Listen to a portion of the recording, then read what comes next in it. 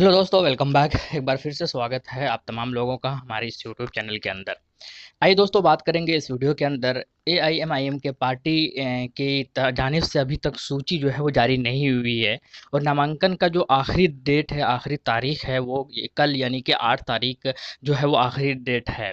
तो अब ये देखना होगा कि इसके अलावा जो है एआईएम की पार्टी जो है कई सारी पार्टियों के साथ मिलकर जो है एक नई तरीके से फिर से गठबंधन तैयार करके बिहार के अंदर चुनाव लड़ने का फैसला किया है। जैसे कि मैंने कहा था, कल भी मैंने एक वीडियो के ज़रिए बताने की कोशिश की थी कि इन चारों के द्वारा जो है गठबंधन हो गया है और ये चारों मिलकर जो है बिहार के अंदर साथ जो है चुनाव लड़ेंगे। तो बहुत सारे व्यूअर्स ने बहुत सारे कमेंट में मुझसे कहा था कि आप जो है वो गलत बयानी कर रहे हैं, आप गलत कोई ऑथेंटिक सोर्स नहीं है। तो इसके अलावा मैंने कुछ पेपर के टुकड़े भी दिखाए थे। तो बहुत सारे लोगों का मानना था कि नहीं, ऐसा नहीं हो सकता। तो मैं कुल मिलाकर उनसे कह दूं कि जिनको लगता है कि ऐसा नहीं हो सकता, वो उनके लगने से ऐसा नहीं होता है। यहाँ पर हो चुका है और सारी चीज़ें जो है वो भी क्लियर हो चुकी है। अब बस 1 से 2 दिन के अंदर जो है वो गठबंधन का नाम जो है देने की वो लोग जो प्रक्रिया है वो भी पूरी कर लेंगे। और आज उम्मीद है शाम तक जो है लिस्ट भी जारी, प्रत्याशी का जो लिस्ट है नमक, क्योंकि कल आखिरी तारीख है, शाम तक उम्मीद ऐसी बताई जा रही है क्योंकि चीज़ें जो है वो सारी क्लियर है। बस अनाउंसमेंट बाकी है। तो शाम तक जो है उम्मीद यही है कि 4 बजे तक जो है ये सारी चीज़ें क्लियर हो जाए। अगर आज नहीं होती है तो कल तो है डेफिनेटली होगा, क्योंकि कल आखिरी डेट है। कल अनाउंसमेंट होकर जो है नामांकन भी करना है। तो अब ये देखना होगा कि आज होता है या कल, लेकिन उम्मीद यही है कि आज ही होने के जो चांसेस है वो बहुत ज़्यादा बढ़ गए हैं। लेकिन इसके अलावा बात करते हैं कि इन चारों पार्टियां यानी कि आरएलएसपी, एआईएम की पार्टी, समाजवादी जनता दल पार्टी और इसके अलावा जो है बीएसपी यानी कि बहुजन समाजवादी पार्टी, जो कि यूपी की एक बड़ी पार्टी मानी जाती है। ये बहुजन समाजवादी पार्टी काफ़ी बड़ी पार्टी है और इससे एडवांटेज ज़रूर मिलेगा। और क्योंकि दलितों की पार्टी कहलाती है, हालाँकि कई चीज़ें जो है इनके नेगेटिव फीडबैक भी मिला था इनके बारे में, लेकिन कुल मिलाकर अभी यही स्टेटस है कि ये साथ मिलकर चुनाव लड़ेंगे। और इनका एडवांटेज, क्योंकि असदुद्दीन ओवैसी की पार्टी जो है वो मुसलमानों की पार्टी के साथ-साथ दलितों की पार्टी कहलाती आई है। चाहे ये बात आपको भूलना नहीं होगा, चाहे वो बिहार की बात हो, महाराष्ट्र की बात हो। और आपको मैं बता दूँ कि कर्नाटका के अंदर इनके 2 जो वो जीते थे लोकल बॉडी के ऊपर, तो वहाँ पर भी दोनों जो लेडी थी वो दलित ही थी। तो ये बात नहीं भूलना होगा कि एआईएम की पार्टी जो है वो दलितों की पार्टी मानी जाती है। ये बात भी सबको याद रखनी होगी।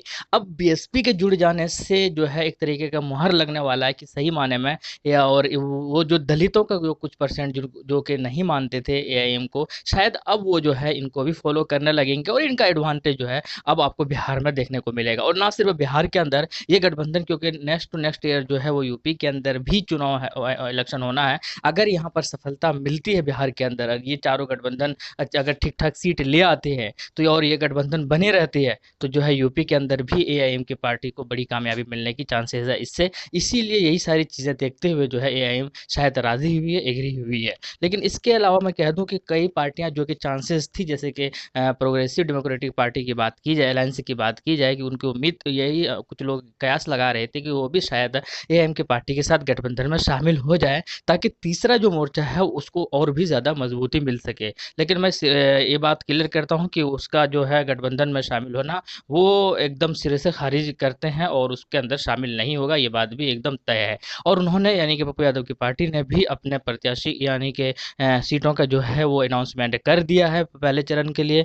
और गठ इसीलिए गठबंधन होना वो ना के बराबर है। हालाँकि फिर भी हो सकता है बाद में भी, लेकिन वो बहुत ही कम 1% भी चांसेस नहीं है ऐसा। दूसरी ओर महागठबंधन से एक और पार्टी जो है वो निकल गई है, यानी कि जेएमएम की पार्टी, झारखंड मुक्ति मोर्चा की पार्टी।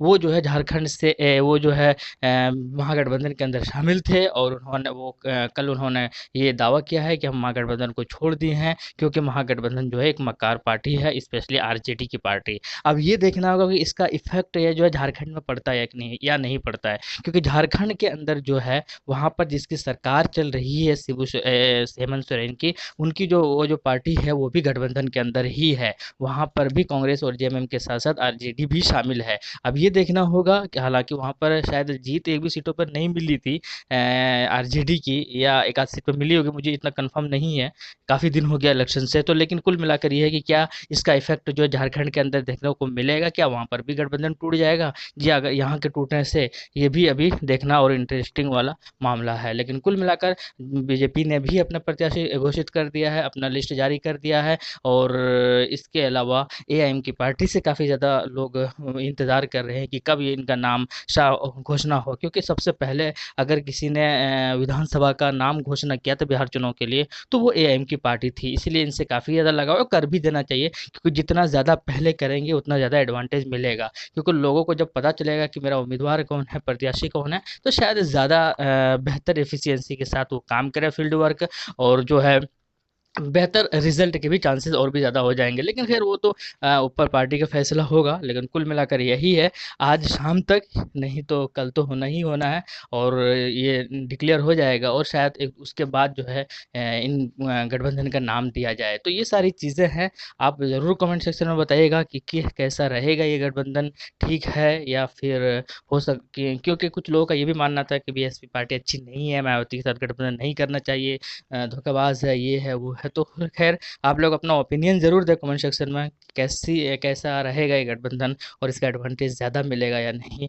तो कमेंट सेक्शन में अपने राय, अपना ओपिनियन ज़रूर दें। मिलते हैं नेक्स्ट वीडियो में, जैसे कुछ नया अपडेट आता है तो आपके साथ हम लोग फिर से हाजिर होते हैं। और हाँ, अच्छे अच्छे कमेंट्स करें बेहतर, ताकि जो है हमें भी मोटिवेशन मिल सके और बेहतर तरीके से काम कर सकें। चलिए मिलते हैं नेक्स्ट वीडियो में। थैंक यू, जय हिंद, लव यू।